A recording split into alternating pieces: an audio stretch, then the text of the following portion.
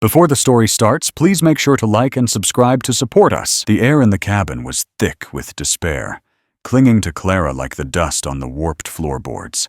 Each breath burned in her throat, tasting of stale whiskey and the cold dread that had settled in her bones.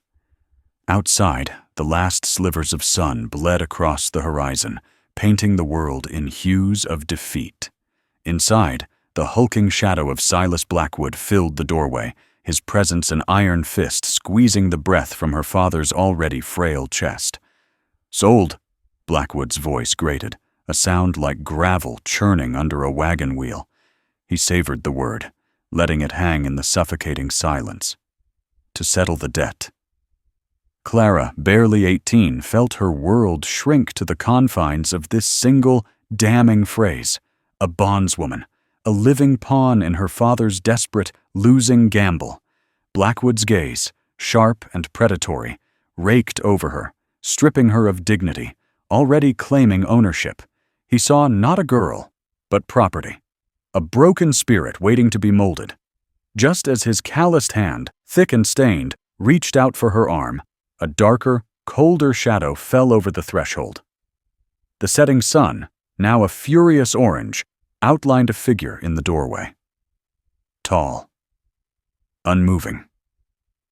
A man etched against the dying light, clad in the worn leather and faded denim of a ranch hand, his face a mystery beneath the wide brim of his hat.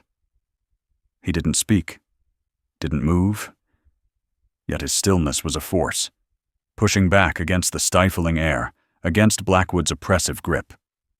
Blackwood's hand froze mid-air. He turned, a snarl twisting his coarse features. "Who in the blazes are you, stranger?" The cowboy took one slow, deliberate step into the cabin. The floorboards didn't creak beneath his weight. In the dimming light, Clara caught a glimpse of his eyes, the piercing, unyielding blue of a winter sky. He remained silent, a stone against Blackwood's bluster. Instead, he reached into his belt, pulling out a heavy leather pouch. The clink of coins, a rich, resonant sound, broke the tension as he tossed it onto the rickety table. It landed with a decisive thud, sending a small cloud of dust dancing and drawing Blackwood's greedy, transfixed stare. "What's this?" Blackwood grunted, his eyes narrowing as he scooped up the gold, letting the heavy pieces slide through his fingers. It was more. Far more than the paltry sum her father owed. The cowboy merely dipped his chin, a silent, defiant challenge hanging in the air. A thick silence stretched, weighted by the frantic, hopeful hammering of Clara's own heart. Blackwood, always a snake seeking the best bargain, counted the coins again, his eyes flicking between the gleaming gold and the silent, unreadable man. Finally, a slow, grudging chuckle rumbled in his chest. "You buying her freedom?" he sneered, a glint of disbelief in his eyes. "For this much?" Another slow, steady nod from the cowboy. Blackwood straightened, a grimace fighting with a greedy smile. The deal was too good to refuse. "Fine by me. She's yours, cowboy." He clutched the gold bag, his eyes still wary, as if fearing this silent stranger might reclaim his bounty. Then the cowboy turned to Clara. She braced herself, expecting a dismissive gesture, a cold command. What she received instead was a hand. Not reaching to grab, not to pull, but to gently, almost reverently, cup her elbow.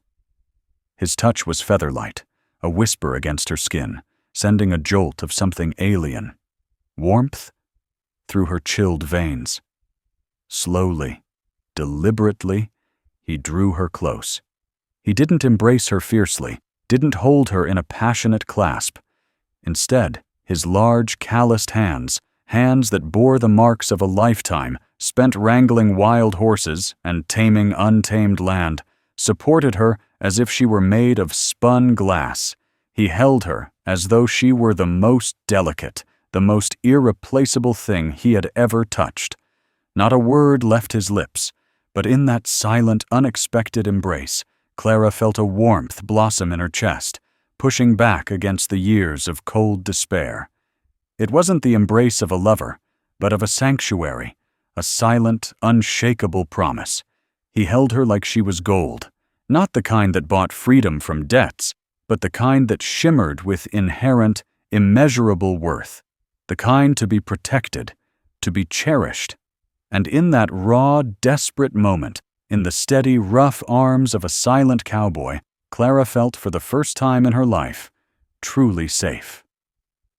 As he led her out of the cabin, leaving the suffocating shadows behind, she knew her life had just begun again. Not with a bang, but with a silent, tender grasp, like the careful handling of a priceless treasure. The night swallowed them whole, the cabin a rapidly shrinking speck of dim light behind them. Clara walked beside the silent cowboy, her small hand still nestled in the gentle cradle of his elbow. The crisp air carried the scent of pine, a stark contrast to the despair she'd left behind. Fear still pricked at the edges of her awareness, but it was a different kind now, not of Blackwood's cruelty, but of the vast unknown. As the moon climbed higher, painting the forest in silver, they emerged onto a narrow trail. Ahead, nestled amongst ancient oaks, stood a small, sturdy cabin, smoke curling lazily from its stone chimney. It was humble, yet exuded a quiet warmth that beckoned to her weary soul. He stopped at the wooden porch, turning to face her. In the soft glow from the cabin's single window, Clara saw his face clearly. Rugged, weathered, with eyes that held an unexpected kindness. A faint scar traced his temple. He released her elbow and simply pushed open the door, gesturing for her to enter. The warmth of a crackling fire embraced her. Inside, the cabin was sparsely furnished but meticulously clean. He poured water into a tin cup, offering it to her. His hand was steady, his gaze inviting. Clara drank deeply, feeling life slowly seep back into her. When she finished, she looked up at him, a silent question in her eyes. He watched her, a faint, almost imperceptible nod of satisfaction touching his lips. He then went to the hearth, stirred the embers, and added another log. He picked up a worn, leather-bound book and settled into a chair, not reading, but simply being. Clara realized then that he wasn't demanding anything. He had brought her to safety, offered her warmth, and was now simply present, allowing her to breathe, to simply be, without expectation. In that moment, a warmth bloomed in her chest, the warmth of unexpected sanctuary, offered by a silent cowboy who had held her like she was gold and continued to treat her as if she was worth every piece of it.